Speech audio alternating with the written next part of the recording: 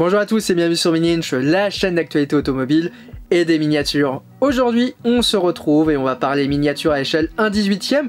On va parler automobile. Automobile, une marque que vous adorez sur la chaîne puisque la vidéo de présentation de la collection, qui avait été tournée il y a quelques années au siège de la marque, est en passe de devenir la vidéo la plus consultée sur la chaîne.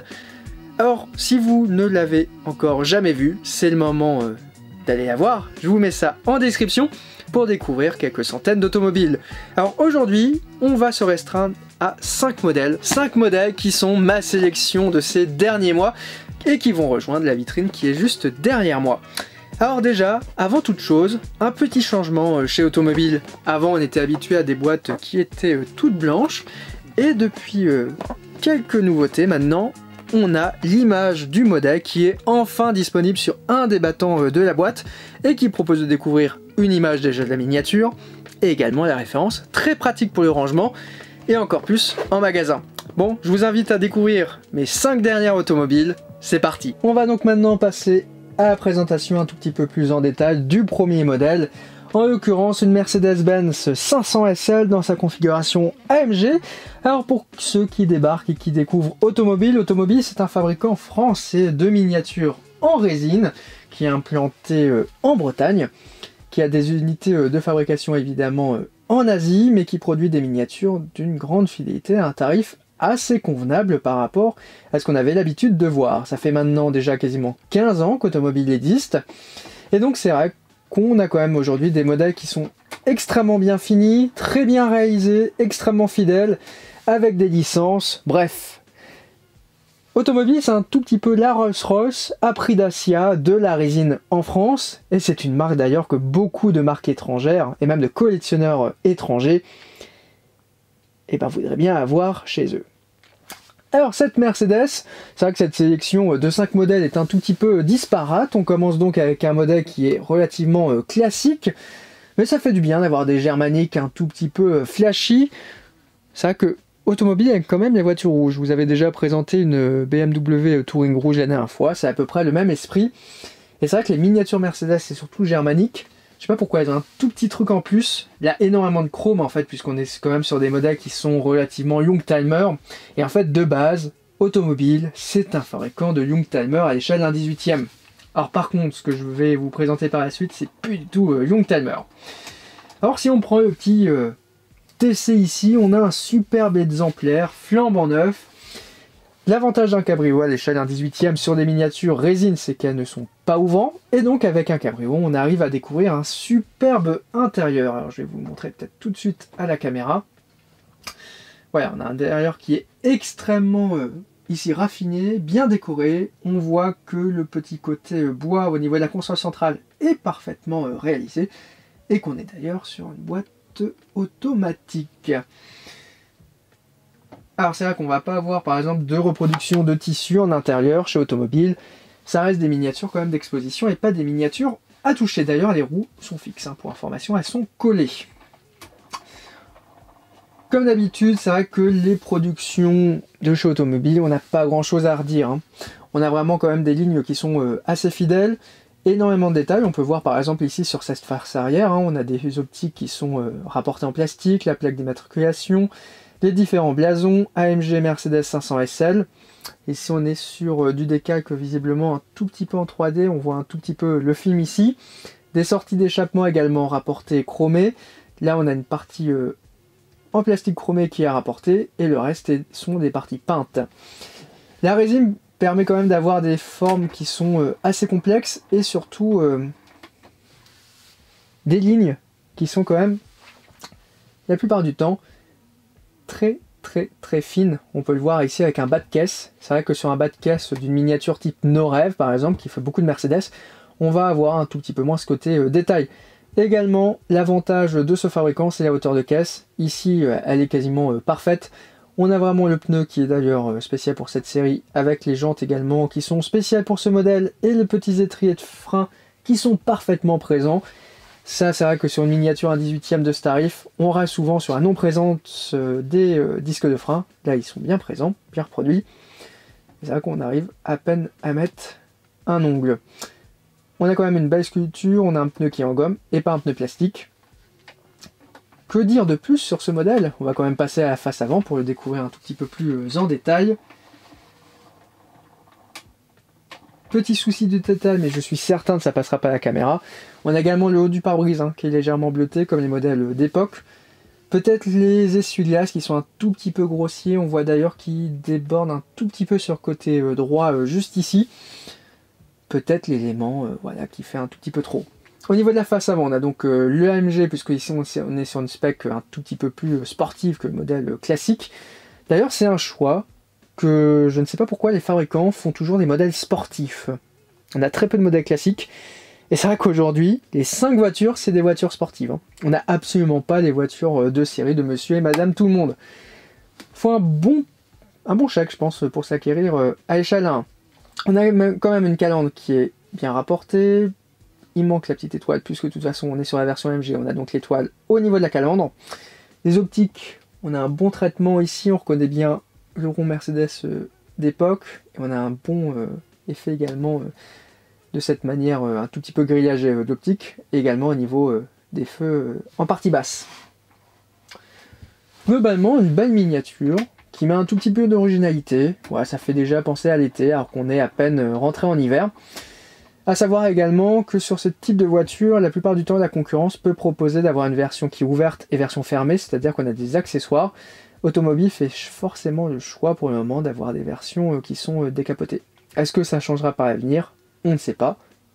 Voilà. On va passer à la voiture suivante. Alors on va rester sur des modèles germaniques. Par contre, on a changé de décennie.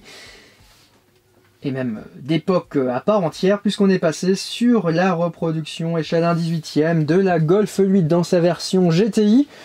Alors c'est un modèle que j'ai touché à petit prix en allant à l'OEAC la dernière fois, et je me suis dit bah tiens, j'avais pas cette voiture. Il faut savoir aussi qu'elle existe chez Norev, toujours dans des versions sportives. Donc c'est ce que je disais tout à l'heure, hein. C'est pas la version standard de la Golf 8 qui est reproduite, évidemment c'est la version sportive. C'est d'ailleurs un tout petit peu détonnant, c'est qu'avec les modèles Young-Talmer, la plupart du temps, on recherche des belles versions d'époque. Mais néanmoins, dans les voitures d'aujourd'hui, on se contente toujours de sortir des versions sportives dans des couleurs sportives. Jamais la version Golf de Monsieur Tout-le-Monde en 5 portes. Et c'est assez original de voir qu'il y a des générations de Golf qui sont complètement impossibles à trouver. Surtout autour des générations Golf 6, échelle 1/18e ou 1/43e dans une teinte classique de Monsieur et Madame Tout-le-Monde, et bah bonne chance, hein. Bon, cette Golf 8, elle a l'embarras du choix, étonnamment, surtout dans cette version GTI. Donc la Automobile qui en a réalisé ce modèle, il me semble en plusieurs teintes si je ne dis pas de bêtises, ou avec plusieurs versions, et on a également Norev. Alors c'est une version un tout petit peu plus contemporaine, bon c'est toujours un bon ajout dans sa collection, surtout quand on a ce type de tarif. Pour information, j'ai payé moins de 40 €, sachant que ça vaut 89. Au niveau de la face avant, ici on a une plaque qui n'est pas d'époque. D'ailleurs, c'est vrai que c'est la plupart du temps c'est le cas chez Automobile, on n'a pas de plaque d'immatriculation, mais des plaques concession, on dira. Très belle grille avant, puisque c'est vrai que les voitures modernes, c'est un tout petit peu plus compliqué à reproduire, puisqu'on a toujours un effet 3D. Les optiques, parfaitement bien reproduits. Les lignes du capot également. On a du petit logo qui est un tout petit peu triste, il manque peut-être d'un côté assez chromé. Bon, de profil, ce qui choque tout de suite, c'est évidemment les jantes, hein, ici, qui sont très sportives.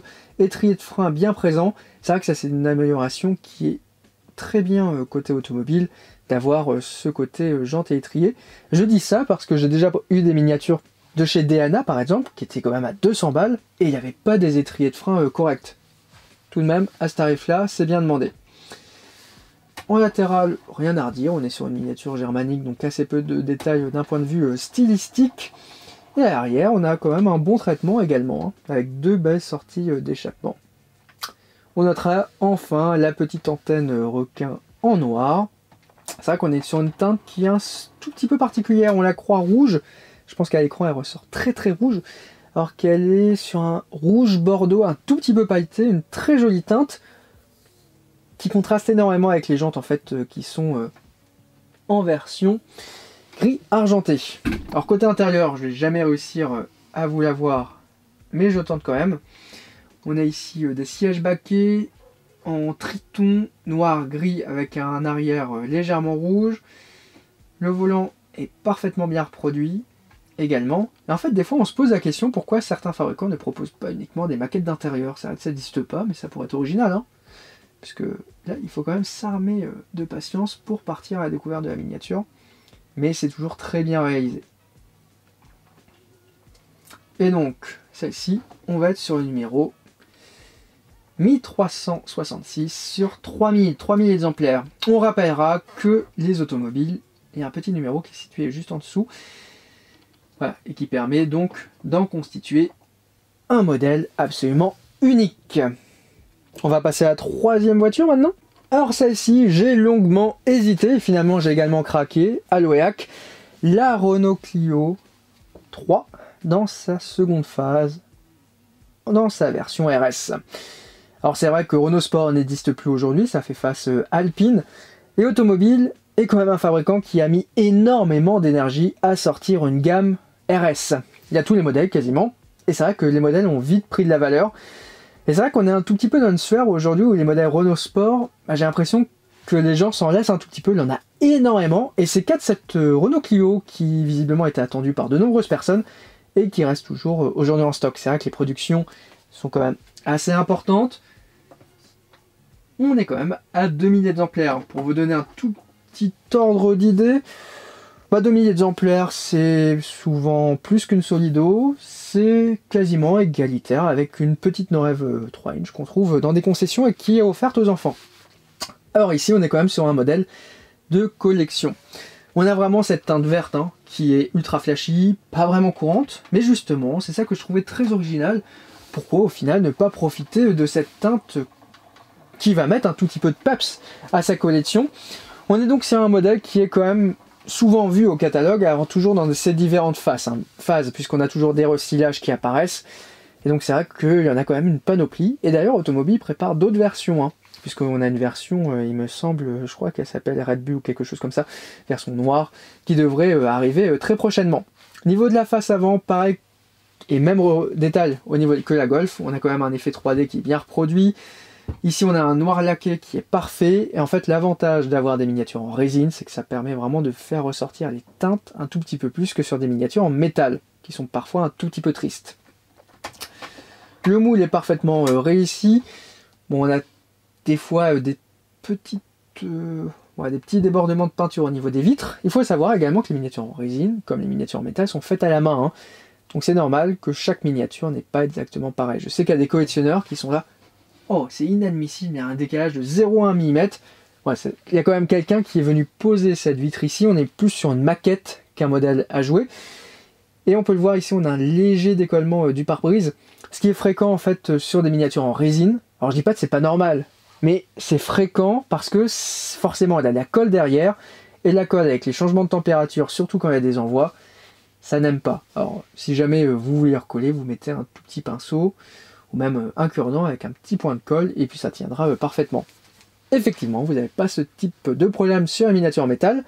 Par contre, vous pouvez avoir la maladie du Zamac, ce qui est pas mieux non plus. Je préfère avoir des vitres qui se décollent plutôt qu'une miniature qui part en miettes. Néanmoins, la résine ne bouge pas. Alors, à l'arrière, tout bon aussi. Double sortie d'échappement comme la Golf tout à l'heure. Très beau diffuseur. Et on est sur un vert pomme. Je suis pas sûr qu'il s'appelle comme ça, mais qui est ultra sympathique. C'est vraiment du peps. Bon, que dire de plus sur cette Renault Clio? Elle est toujours disponible. Alors bon, c'est un modèle qu'on a déjà vu et revu au sein d'Automobile, mais on va quand même pouvoir également découvrir l'intérieur. On a une petite coloration jaune. C'est vrai qu'on est sur un intérieur qui est un peu plus classique que ce qu'on a pu découvrir sur la Mégane. Alors je sais pas si c'est une réutilisation de moule qui est peut-être un tout petit peu plus ancien. Mais dans tous les cas, c'est vrai qu'on voit que la Mercedes était traitée d'une manière un tout petit peu différente.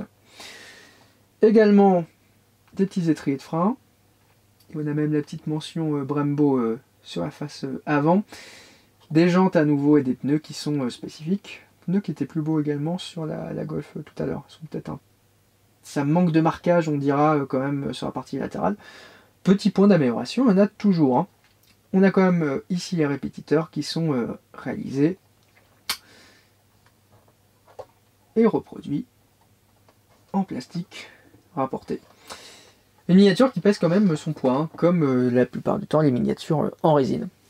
Bref, très satisfait cet achat, ça va mettre un tout petit peu de peps dans la collection. Bon, on passe maintenant à la quatrième voiture. En quatrième, on passe à une véritable surprise de la part d'Automobile cette année, une Peugeot 508 PSE Concept. Et oui, une Peugeot 508 PSE.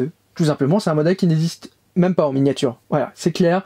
Automobile, ils sont arrivés, ils se sont dit, allez, on va même pas faire une voiture qui a déjà été reproduite, ou à 64 ou 43. Non, on va faire une miniature qui est inédite et que personne n'a osé faire, alors que c'est un modèle ultra populaire en France.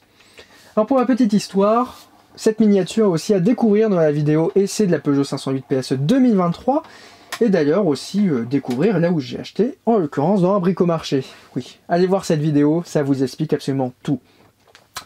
On est donc au début de l'année 2023, et Automobile tease l'arrivée d'une Peugeot moderne. Et c'est vrai qu'il n'y a pas beaucoup de gens qui s'attendaient à avoir la Peugeot 508. Il y a deux versions qui existent. Ici, je suis avec la version revendeur, concept. Il faut savoir que chez Automobile, normalement, on réserve les modèles en ligne. C'est-à-dire qu'on a un système de précommande. Vous arrivez sur le site Automobile, qui est d'ailleurs tout neuf. Vous précommandez votre modèle et vous recevez quelques mois plus tard. Il y a également des modèles qui sont appelés revendeurs. Il n'y a absolument pas de communication réalisée dessus. C'est des modèles qui sont disponibles dans des boutiques type magasin de jouets, bricomarché. Et parfois, il y a des subtilités et parfois, il y a des références spéciales, comme par exemple ce concept. En effet, chez Automobile, il est possible de pouvoir retrouver cette Peugeot 508 PSE dans la version de série en noir. Alors qu'ici, on a la version du concept. En plus, c'est un modèle différent dans sa version grise spécifique. Alors je vais me taire sur la couleur exacte du modèle puisque j'ai pas appris ma leçon, hein, et puisque les trois couleurs de cette Peugeot 508 ont des noms un tout petit peu bizarres, mais retenez les trois couleurs de ce modèle. On a uniquement ce gris qui est spécifique, c'est le gris sélénite. On a également le blanc et on a également le noir. Un noir et blanc qui sont des couleurs standards aujourd'hui sur le groupe PSA. Et d'ailleurs le nom de la petite couleur ici c'est du vert kryptonite. Hein. Voilà, bon. Vous pouvez le garder si vous voulez, mais c'est pas du jaune. C'est donc les couleurs également de PSE. Il faut revenir au salon de Genève, où j'avais d'ailleurs pu découvrir ce modèle à l'époque. Il avait un énorme lion Peugeot aussi sur le stand, très joli. Et c'est donc une Peugeot 508 qu'on connaît tous, dans une version sportifiée. Et c'est vrai qu'elle est plutôt sportive. Alors c'est surtout au niveau du bas de caisse en fait, qu'on va retrouver des éléments un tout petit peu méchants, et au niveau de la calandre avant, on a les tout petits déflecteurs qui sont ici et qui permettent d'avoir un carrossage des roues qui est légèrement différent. Je l'avais pas vu lors de l'essai, mais en fait c'est vrai qu'en reprenant les photos, on a quand même les roues qui sont légèrement inclinées et qui sortent en fait de la carrosserie habituelle. Et donc c'est vrai que l'apport de Peugeot pour avoir ce petit élément aéro permet juste de dire, regardez, la roue est protégée, puisque normalement elle a un standard sur le sujet. Au niveau de la face avant sur ce concept, on retrouve aussi des nuances de couleurs ici qui ont été abandonnées après sur le modèle de série. Calandre qui est plutôt bien faite. Bon, ça manque un tout petit peu de profondeur par contre au niveau de l'effet 3D qui est juste là. C'est vrai que certaines ont des fois touché un petit peu de noir, de chrome, un tout petit peu dommage. On a la plaque, on a un radar qui est juste présent dessous, les crocs qui sont très jolis. C'est vrai que d'ailleurs Automobile pourrait maintenant quasiment travailler sur les signatures lumineuses, avec pourquoi pas implémenter des LED. Ça pourrait être un système original pour des miniatures un tout petit peu plus luxueuses. Jantes ici spécifiques. On retrouve également les ailettes ici au niveau des portes arrière.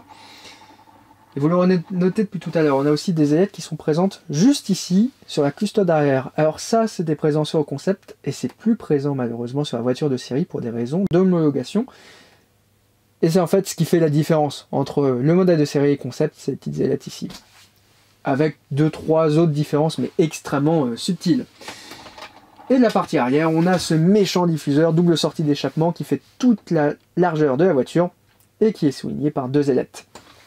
Dans tous les cas, c'est également la première 508 européenne à échelle 1/18e, puisque pour le moment on retrouve une 508 mais version chinoise en Chine tout ouvrant.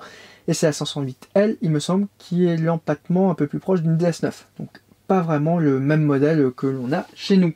C'est un choix qui est plutôt osé de la part d'Automobile, d'autant plus que dernièrement on a aussi eu la Peugeot 208. Je l'ai pas encore, mais je pense que je vais craquer la deux couleurs avec le bleu Vertigo et le jaune. Et donc c'est vrai que cette 508 PSE, c'est aussi un must-have pour des fans de voitures modernes. Elle est disponible chez quelques revendeurs encore à 90 €. Mais surtout, c'est vrai qu'elle est ultra limitée. Et là, pour le coup, c'est très limité, puisqu'on peut le voir, il n'y a que 999 exemplaires.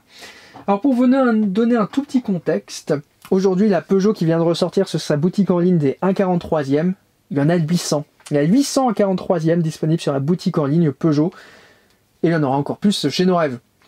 Et donc cette 1,18e, il n'en a que 999. Alors je sais pas si ça va devenir très rare, mais dans tous les cas, c'est une voiture un tout petit peu originale chez Automobile, qui sort de l'habitude. Et j'ai craqué. Alors est-ce que je vais prendre la version de série noire? Je ne sais pas, puisque c'est vrai que la force du concept, c'est d'avoir la couleur qui est un tout petit peu inédite. Et il n'y a pas vraiment de décalage entre les deux. Mais dans tous les cas, un modèle que je conseille, encore disponible dans quelques magasins, puisqu'on a eu le concept qui est sorti ça en début d'année, et qui a été livré vers mars-avril, il me semble, dans les magasins, et l'autre, elle a été sortie juste avant l'été. Donc on peut encore trouver. Bon, vous l'aurez compris, moi j'aime beaucoup les voitures modernes. À vrai dire, je suis né en 97, et cette Citroën Saxo, eh ben, elle est de 2000 avec cette livrée, donc j'avais uniquement 3 ans. Donc effectivement, c'est un tout petit peu plus compliqué de connaître ce type de modèle à cette période, et de les voir tous les jours. Néanmoins, retour à l'origine de Sébastien Loeb en soi. Donc ici, on est au Rallye d'Espagne 2000, avec une Citroën Saxo de l'équipe de France FFSA.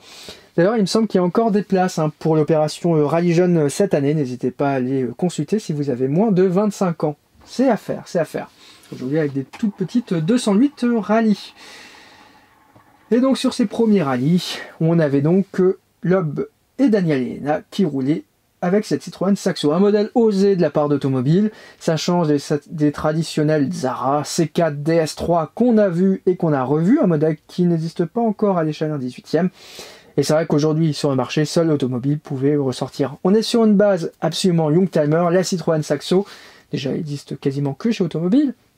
Elle n'existe même que chez Automobile. Et on est ici sur sa version un tout petit peu sportifiée, l'équivalent aujourd'hui d'une 208 Rallye. Voilà, pour vous donner un tout petit peu de contexte. On est ici avec l'équipement de nuit, phare additionnel, ça met toujours un tout petit peu de peps sur une voiture de type Rallye, plaque d'immatriculation d'origine cette fois. Décoration, bah, rien à redire, c'est vrai que la force du fabricant, c'est quand même de proposer des décos qui sont absolument complètes. Et normalement, il n'y a pas d'erreur ni de coquille sur le sujet. On retrouve donc quelques sponsors, le numéro du rallye qui est en grand. C'est vrai que quand on débute en rallye, on n'a pas forcément énormément de partenaires. Petit côté marrant, on a la fiche également d'identification de la voiture qui est présente à l'arrière, juste ici derrière l'arceau. Bon, c'est un tout petit peu petit, mais on peut voir quasiment un semblant de photo des pilotes. Pas de roue de secours, on notera à l'arrière. Siège baquet ici. On a également, ça c'est beau, j'ai vu ça sur toutes les voitures automobiles, j'adore. Vraiment le siège baquet qui est présent à l'avant. Et on a tout ce qui est ceinture qui va ressortir à l'arrière et qui permet d'avoir le point d'ancrage au fond du siège, le harnais. Voilà, je vais le chercher. Et donc quand même, on voit bien ici la caisse qui est bien reproduite. Petit volant également sport. On est vraiment sur un intérieur qui est hyper rallye. C'est vrai qu'on a certains fabricants des fois qui trichent un tout petit peu et qui mettent des intérieurs qui ne sont pas du tout des intérieurs de course. On a bien la mention Michelin au niveau des pneus. Alors par contre ici on n'a pas de clignotant rapporté sur le côté.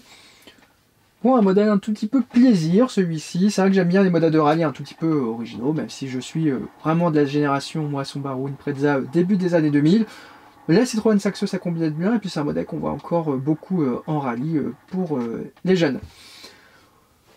Vraiment un bel exemplaire qu'on a ici qui n'est plus disponible malheureusement sur le site Automobile. C'est vrai que dès qu'on traite d'une collection type Sébastien Loeb, ça part extrêmement vite. Néanmoins on peut encore trouver la voiture autour de 90 €. Une production un tout petit peu moins limitée que la Peugeot 508 PSE qu'on a vu tout à l'heure. Mais c'est quasiment un must-have à avoir. C'est un modèle qui est à la fois original, modèle qui est à la fois Youngtimer, et un modèle qui reflète parfaitement ce qu'on peut retrouver aujourd'hui dans le catalogue et les productions de la marque Automobile. C'est donc la fin de cette vidéo, merci de l'avoir regardée. Mais avant toute chose, abonnez-vous à la chaîne Mini Inch, direction le cap des 10 000 abonnés. On y est presque. et merci à tous ceux qui sont ici depuis déjà de nombreuses années. Dans tous les cas, si vous voulez être au fait de l'actualité automobile et des miniatures, n'hésitez pas à consulter mininch.com, tous les jours une nouveauté à 10h15, évidemment à me suivre sur l'intégralité de mes réseaux sociaux, il se passe toujours des choses exclusives, et dans tous les cas, de notre côté, on se retrouve sur YouTube, ici même, mercredi prochain à 17h, allez ciao.